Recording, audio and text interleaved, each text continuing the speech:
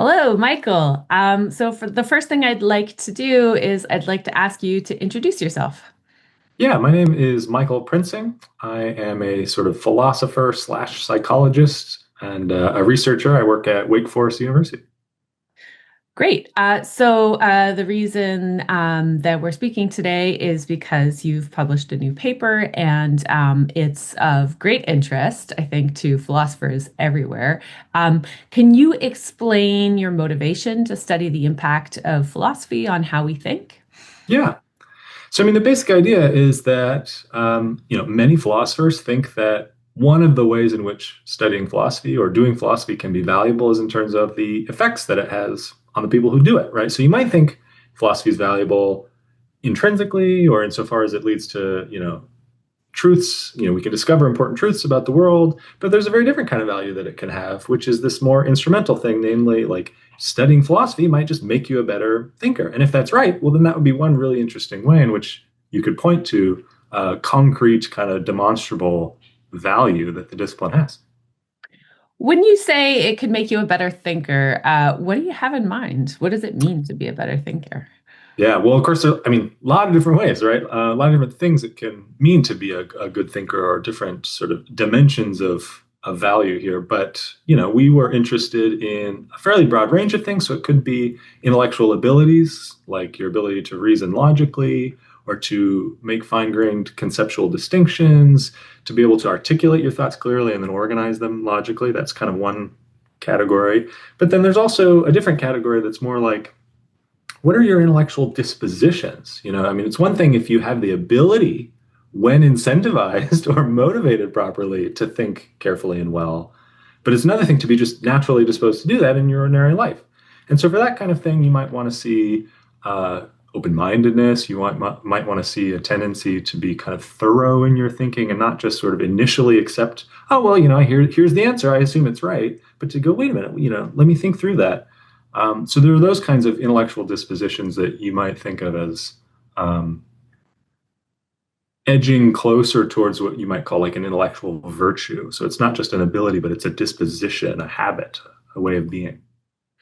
Uh, how could we actually study this stuff in the first place? Thinking about virtues and dispositions, how are we going to study them? Yeah, so if you're talking about the intellectual abilities, then there's, tons and tons of work people have done to try and measure those things. And standardized tests are basically designed to do just that. So for example, like the law school admissions test is basically a logic and verbal reasoning test. And there's sections for both of those two things. And they're fairly long, fairly sophisticated tests that are meant to assess those things. Um, if you are interested in more of the intellectual disposition virtue kind of thing, things get a lot squishier and a lot more tricky. But usually, the way people would try to measure that kind of thing in psychology, at least, is to have self report survey kinds of measures where we ask people, how often do you do things like, look up, online resources to try and answer a question? How often do you question information that comes your way? How often do you engage with people who have ideas that are very different from yours? You can ask how often people do all kinds of different things and then use their self-reports as an assessment there. Of course, you might worry about those being biased. And so there's these two kinds of measures have kind of pros and cons, right? On the one hand, there's a kind of objectivity, for a lack of a better word, in the test type measure where there's a right answer. Did you get it? And so that's kind of nice. But then you might worry that that's a fairly thin understanding of what it means to be a good thinker. So then if you move to the more intellectual dispositions, you have to worry about a different kind of problem. It's now, are people accurately reporting about themselves? I don't know. So ideally, what we'd like to see is across a range of different measures of different kinds of outcomes, we see a pretty consistent pattern. And then if you saw that, then you'd feel pretty confident that, there's something real going on here and it's not, say, a self-reporting bias or something like that.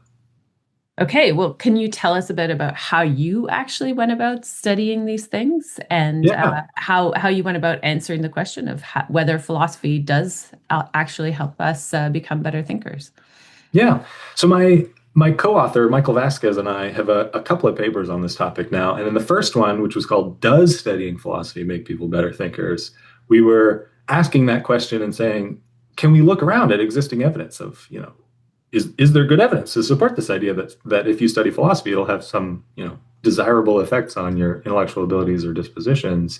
And our takeaway was basically that there wasn't good evidence for that because there's tons of evidence that there are differences between people who've studied philosophy and people who haven't. So, for example, since the 80s, philosophers have been excited to tell you that philosophy majors score really, really well on the law school admissions test and on the GRE and so on. And there's some studies that people have done looking at the intellectual disposition stuff that people who studied philosophy tend to score way higher than people who haven't on measures of reflectiveness or even open-mindedness, things like that. But the worry and the conclusion that we drew from the first paper was that the existing evidence just can't answer the question of whether philosophy has an effect because those differences could be results of selection bias. So the idea would be that people who are that way are attracted to philosophy in the first place. So what we did in the second paper was we found a very, very large database, over 500,000 students, at the start of their freshman year in college and at their senior year and at the end of their time in college. We've got measures of their SAT scores coming in, if they took it, the GRE or the LSAT. And then we've also got some self-report measures of their intellectual dispositions, these kinds of habits of mind that we were talking about at the start and at the very end of college. So then the thought is, if we anticipate that there might be some baseline differences, then when we compare students at the end of their time in college, we can adjust for those baseline differences, right? So that if there's all kinds of things that influence your verbal or logical reasoning abilities, your tendency to be open-minded or reflective, and that those things have nothing to do with whether or not you studied philosophy, then they'll have their effects by the time you arrive in college. And if we adjust for the baseline differences, then we might be able to make a more solid, causal inference when we compare people at senior year. So what we did was we compared at senior year on all these different outcomes. We have two different self-report measures of the intellectual dispositions, and we looked at LSAT scores and GRE scores and adjusted for all of those baseline differences that were present at freshman year. And by the way, there were pretty substantial differences. So the students with better verbal reasoning abilities, who were more open-minded, who had more thoughtful, reflective kinds of intellectual habits, were much more likely to study philosophy. But I guess that's good for us as philosophy teachers. You get good students in a philosophy classroom. Yeah. But then even after you adjust for those baseline differences, we found that philosophy majors were outperforming non-philosophy majors on most of the metrics that we looked at. So when it comes to the GRE quantitative, philosophy majors look like basically everybody else once you adjust for those baseline differences. That's a math test, right? So philosophy is not making people better mathematicians. But if you look at logical reasoning as assessed by the LSAT, or if you look at verbal reasoning ability as assessed by the GRE verbal, or if you look at this habits of mind self-report scale, philosophy majors aren't just significantly higher than non-philosophy majors. They rank number one out of all of the majors that we were able to look at.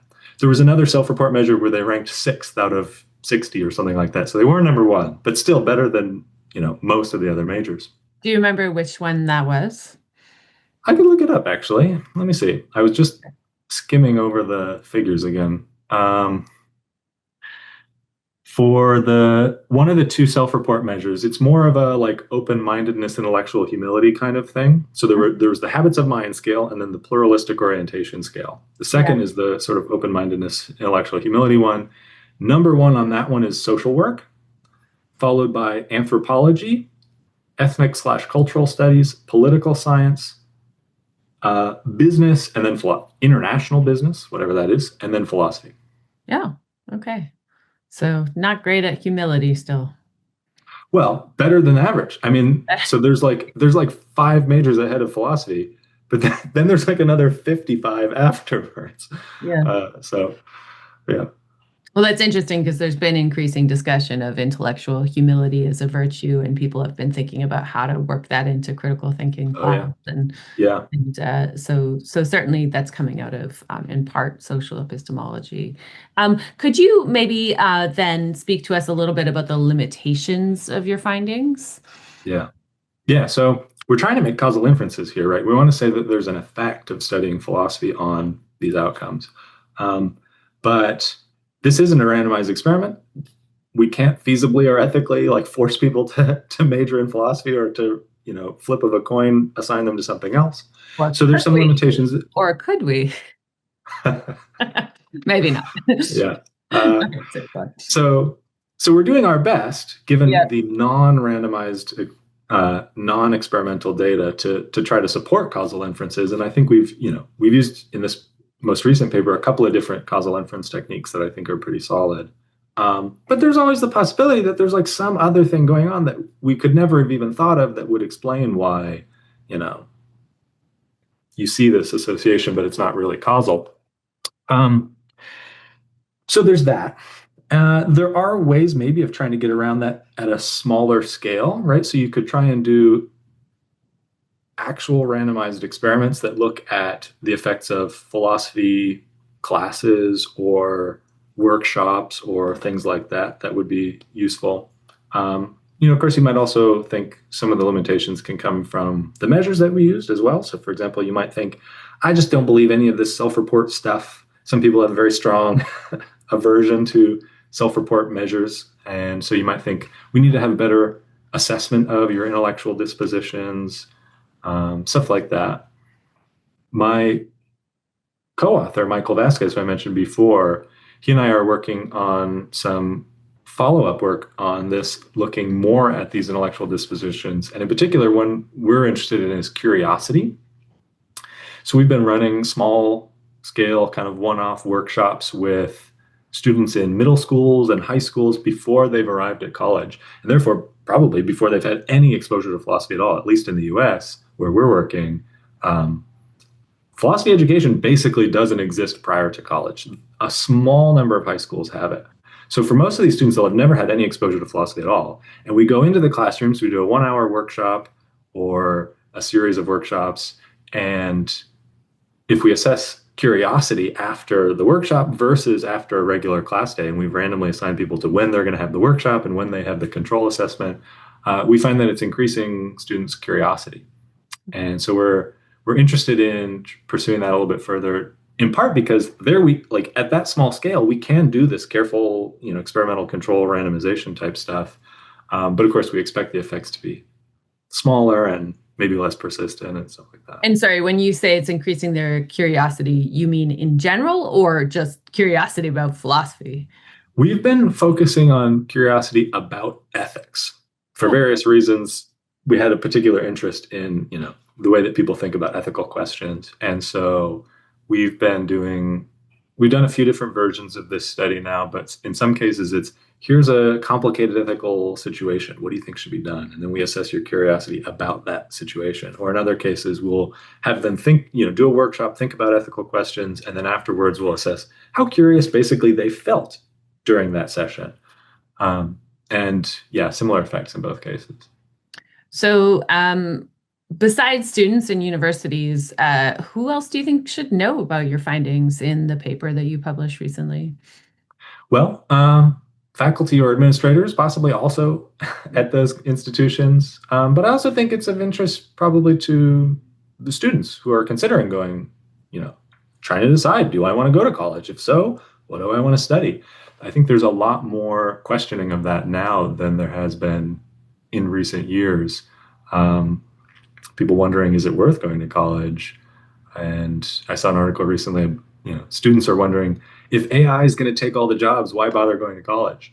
And so thinking about the effects that different kinds of courses of study can have on you and which of them are worthwhile and valuable for your formation as a person or as a thinker, I think is important. Well, actually, maybe I'll loop back then and ask you, why are these skills important? So, for anybody who's watching and thinking about why should I cultivate these skills, what would Yeah. you say? Well, I think these kinds of intellectual abilities and dispositions are useful for people regardless of their path in life, right? So, it's not just that it's useful if you're going to do philosophy to be good at logical reasoning, right? Like being a, careful logical thinker, being disposed to reflect deeply, to question assumptions, to articulate your ideas clearly, like these are valuable no matter what you do. And they're going to help you to form more true beliefs, to avoid mistakes, to have a clearer sense even of maybe your own priorities or values to think carefully about them in these ways. So I think they're practically valuable for just about everybody. At the end of your paper, you have something about sustaining democratic norms. How do you see those skills fitting into that sort of Yeah. Yeah, civic? so we weren't able to look at those kinds of like democratic participation or deliberation directly, but the thought was that it's very important for being an involved citizen of a democratic society to have your own views on questions about big issues like how should society run or what does it mean, for to have a just society. And those are difficult, complicated questions that you might need some of these intellectual abilities and dispositions to be able to reflect on carefully, to form a view, and to contribute in a meaningful way to the sort of public deliberation about those questions.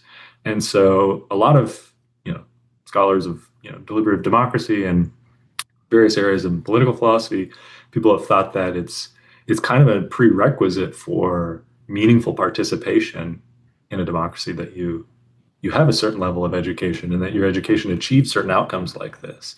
And so if philosophy is contributing to those outcomes, well, then it seems like it might be, contributing to meaningful democratic participation as well. Is that something that you hope to look at next, or that you hope others will look at? So maybe how would you like to see this research expanded? Yeah, I'm not sure the ideal way to pursue it, but I definitely think it would be interesting. I mean, you could certainly look at simple indicators of democratic participation, like voting and stuff like that.